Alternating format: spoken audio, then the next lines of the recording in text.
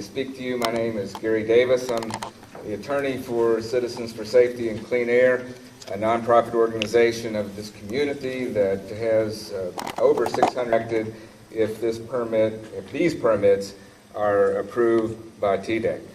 I'm going to shorten my comments tonight. We will be submitting written comments before the deadline.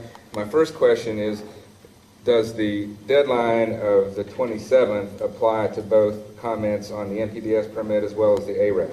Yes. Okay, so the time is extended for both.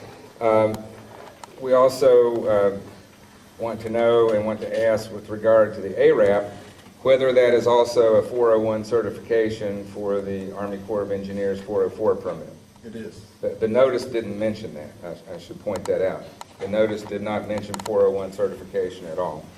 But let me talk about some issues with the NPDES permit first.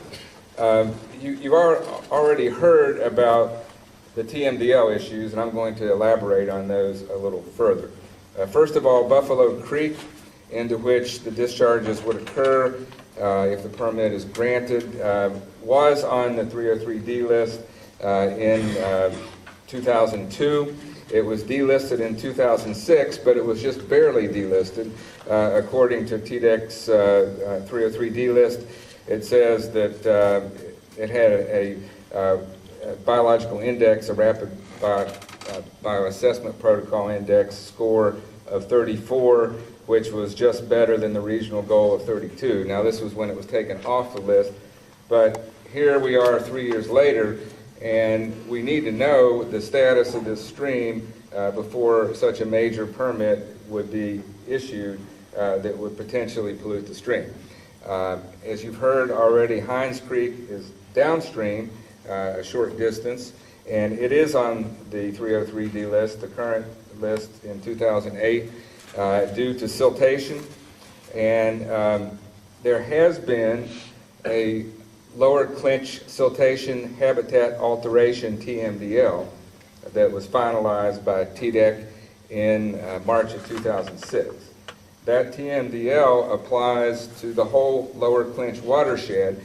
At the time it was finalized by TDEC, it listed the streams within that watershed that were on the 2004 303D list. At that time, Buffalo Creek was on the list, but it somehow didn't make it into the TMDL. Hines Creek was not on the list at that time, but now it is.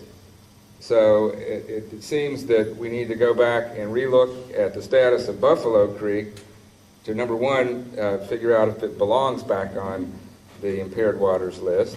And number two, we need to take a new look at the TMDL and add in those stream segments that have been listed since the 2006 TMDL and do some type of allocation for suspended solids or siltation and habitat alteration within those water bodies, especially Hines Creek at this point, and possibly Buffalo Creek as well.